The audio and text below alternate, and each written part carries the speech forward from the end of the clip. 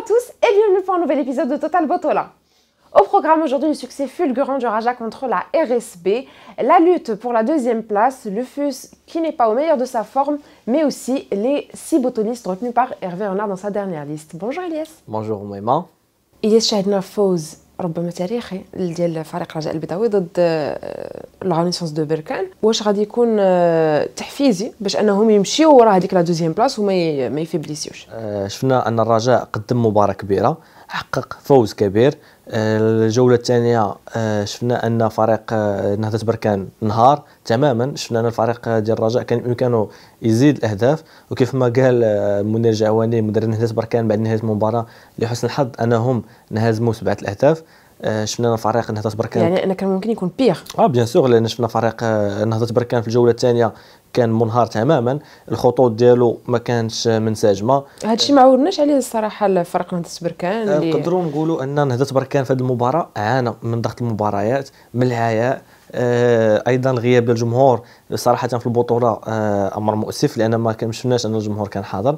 ايضا فريق الرجاء كانت عنده مباراه تأرية، خاصه بعد الهزيمه الكبيره اللي تلقاها في كاس الكاف، وايضا التعادل اللي كان عرف عده اخطاء تحكيميه في الكاف. ولكن دابا واش ما نقدرش ننتظروا يوم الاحد ان غيكون دابا الانتقام ديال فريق نهضة بركان بان ربما تدير ان سكور مزيان مع حسنيه اكادير، وحسنيه اكادير هي اللي تمر في مكان الرجاء البيضاوي في كاس الكاف. لا ما نظنش، لان فريق نهضة بركان معروف عليه انه فريق كبير. ما نظنش انه يقوم مثل زعما انه يحاول زعما يخلي في حسنيه اكادير او لا بالعكس. المباراة تكون كبيرة بين الفريقين ديال حسنية ونهضة بركان، لأن الفريقين بجوج لا الرجاء أو لا حسنية كينافسوا على التأهل للدور المقبل، بالإضافة إلى الأوطو الكونغولي اللي أيضا عنده الحظوظ ديالو. الان فريق الرجاء هذا الانتصار كما قال كارتيرون انه غيكون حافز لهم في المباراه المقبله ديال الاحد امام اوطوهو، باش يحققوا ويرجعوا بانتصار مهم من تما، وينتظروا المباراه النتيجه ديال المباراه اللي غتنتهي بين نهضة بركان والحسنيه باش يعرفوا راسهم واش غيدوزوا للدور المقبل او لا. رجعوا للبطوله كاين دابا اون لوت على من بطايح حقيقيه على المرتبه الثانيه. دازت الرجاء شويه ولات الاتحاد طنجة من بعد اثر لا فيكتوار كونتر الحسنيه اكادير. واش غادي نشاهدوا هذا الشيء حتى الدورات المتقدمه الاخيره ديال البطوله الوطنيه؟ الى شفنا ان الترتيب ديال البطوله، ففريق الرجاء عنده مباراتين مؤجلتين، الى فاز فيهم غادي يصعد المركز الثاني. انا كنقول ان فريق الرجاء هذا الموسم قادر انه ينافس على المركز الثاني الا حافظ على نفس الريتم. شفنا ان اللاعبين الاصابات هي اللي كانت اللي اثرت بكل صراحه لفريق الرجاء. الى شفنا التركيبه البشريه ديال فريق الرجاء فغنلاحظوا انه ما عندوش لي رومبلاسون، هذا هو المشكل.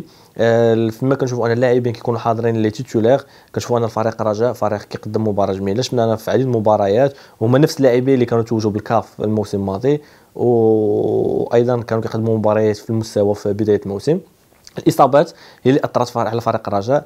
المشكل اللي كاين عند الرجاء هو البونتوش، لهذا المكتب المسير اللي ما قامش بانتدابات وازنه صراحه في الميركاتو الشتوي، رغم انه عندهم ازمه ماليه، لكن كان يقدروا يدعموا صفوف الفريق بلاعبين او 3 لاعبين اللي مجربين اللي كانوا يقدموا الاضافه، وكنا غنشوفوهم سواء في مسابقه الكاب سواء في البطوله الاحترافيه. ربما اثر مورا هذا الموسم غادي يكونوا يتباعوا لعابه مهمين وغادي ينكيسيو، يعني سافون في لي كاس، وهما غادي يقدروا انهم يعني الان مطالبين الى الموسم المقبل سورتو الى احتلوا احدى المراكز المؤهله للبطولات افريقيا. فالمكتب المسير غيكون مطالب انه يدعم الفريق بلاعبين جدد، لان شفنا فريق الرجاء فريق كبير خصو لاعبين عندهم تجربه، لانه كينافس على عده واجهات. دونك الى الفريق بغى يطمح انه يمشي بعيد خصو بكل تاكيد انه يعزز التركيبه ديالو. علمنا هاد لا سومين بان الديربي ديكزيبيسيون اللي كان غادي يكون في ابو ظبي في دوله الامارات ما غاديش يكون تاجل، ما غيكونش بعدا في التاريخ ديال 23 مارس اللي كان مقرر ليه.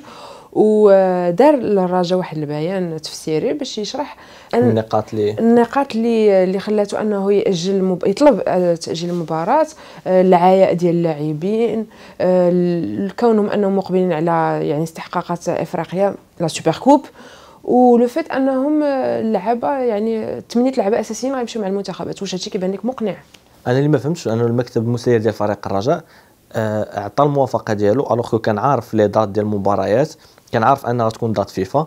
هادو هادشي كلشي كان عارفه في الاول، يعني النقاط بثلاثه كانت في راسه، كانت باينه. كان من الافضل انه في الاول يطلب انه يديروا التاريخ، لان بكل صراحه باش تغيير التاريخ او لا تاجل التاريخ على بهذه الاسباب، ففريق الرجاء كان عارف ان عنده هذه المباريات. الا شفنا فريق الوداد تقريبا هذا الموسم كان عندهم نفس المباريات باستثناء جوج مباريات اللي كانت زايده على الرجاء في دوري ابطال العرب، وايضا في جوج ديال الادوار التمهيديه في كاس الكاف، يعني ما كانش فرق كبير بيناتهم. كان خاص تكون الميور جيستيون. غير هو الفرق ان الوداد بكل صراحه عنده تركيبه بشريه غنيه، سواء لي رومبلاسون اللي كيدخلوا او لا لي تيتولير كنلقاو انهم نفس النسق. انا كتباني هذه فريق الرجاء بغى يحيد على الضغط، لان شفنا بزاف ديال الجماهير ديال الرجاء اللي كانت كونتر الديربي في هذه الوقيته هذه، خاصه الاصابات اللي تعرض منها اللاعبين والعياء والى غير ذلك. دونك ففريق الرجاء كان من الافضل انه في الاول يقولوا التاريخ ويطلبوا التاجيل في الاول، ماشي تتفقوا وتم اتفاق على كل شيء.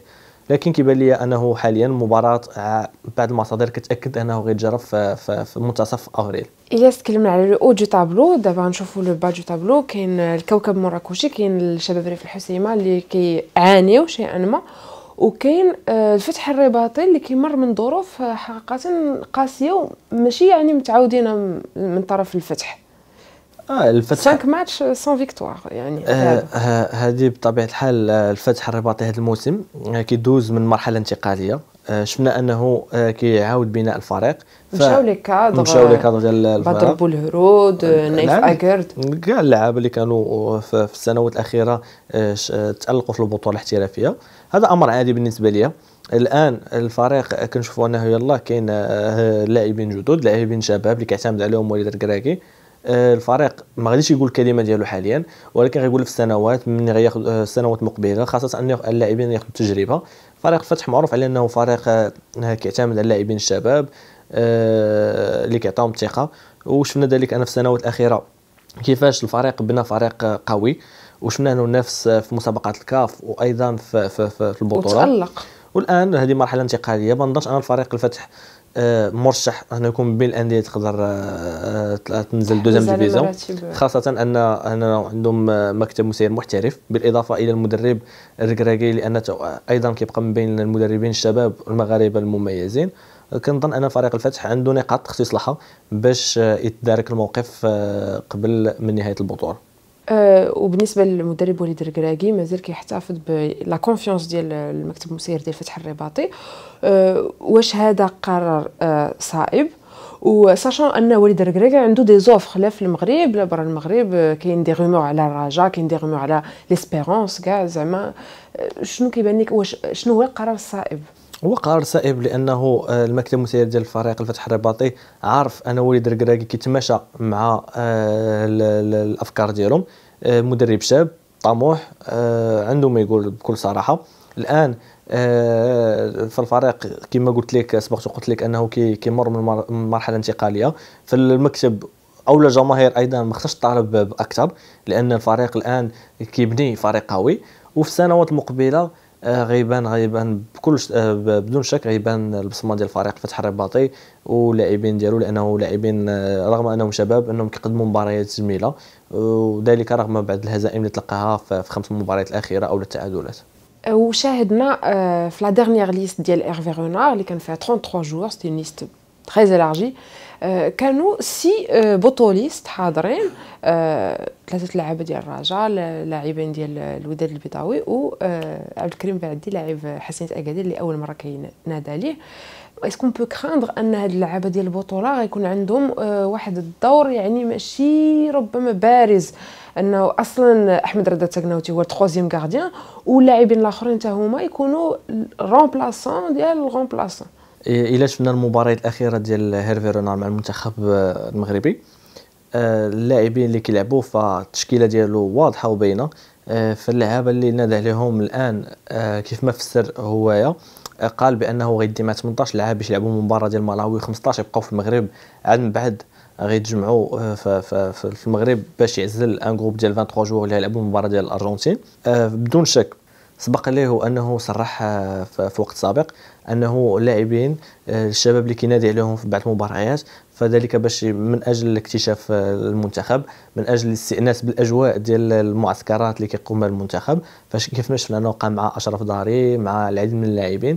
انا كيبان لي انه الحفيظي والتاكناوتي غيكونوا معاه في لا ليست ديال لي 23 جوور، لانهم اكثر اللعابه اللي كيكونوا معاه وسبق لهم انهم تواجدوا معاه في العديد من المباريات. في درجه اقل اسماعيل حداد قدر يتواجد مع المنتخب. بالنسبه البعد ديال الحسنيه اللي كيقدم على واللي كيبصم على موسم استثنائي، يفرض وجوده فوالا خصو يفرض الوجود ديالو. هذا امر جيد لانه غيدخل مع المجموعه وغيترين معاهم وغيكتشف الاجواء. بالنسبه لبدر بانون صعيب شويه الامر فوالا العوده ديال يونس عبد الحميد اللي رجعات واللي كيقدم مستويات مميزه في الدوري الفرنسي. بالنسبه للحدراف ايضا سبق ليه وقال انا زكريا حدراف لاعب مميز وغينادي عليه في لاحقا. الان تحت ليه فرصه، غيكون عندهم فرصه باش يبينوا في المعسكر قبل ما يعزل لا ليست ديال لي 23 جوور. هذه كلها عوامل تقدر تخلينا نشوفوا ثلاثه من بين من 6 لاعبين اللي يقدروا نشوفوهم مع المنتخب. يعني باش ان بوتوليست يكون حاضر هذا الصيف في مصر خاصو يفرض وجوده تو سامبلومون. سي سور لان رونار هذه تقريبا منذ ما جاء ديالو في المباريات الاخيره شفنا انه كيعتمد على التشكيله ديالو اللي واضحه، لاعبين اللي باينين رغم انهم انتقلوا الدوري الخليجي او لا ما كانش كيسبق لهم انهم كيلعبوا مع الانديه ديالهم السن متقدم شويه او السن متقدم، الا هو انهم كانوا دائما اساسيين. وميم دونك كيعيط كيلكو جوور جون باش يوجد الخلف سورتو من بعد لاكان، لان اغلبيه ديال اللاعبين من بعد لاكان قدروا يغادروا المنتخب. ميرسي الياس. ميرسي أميمة.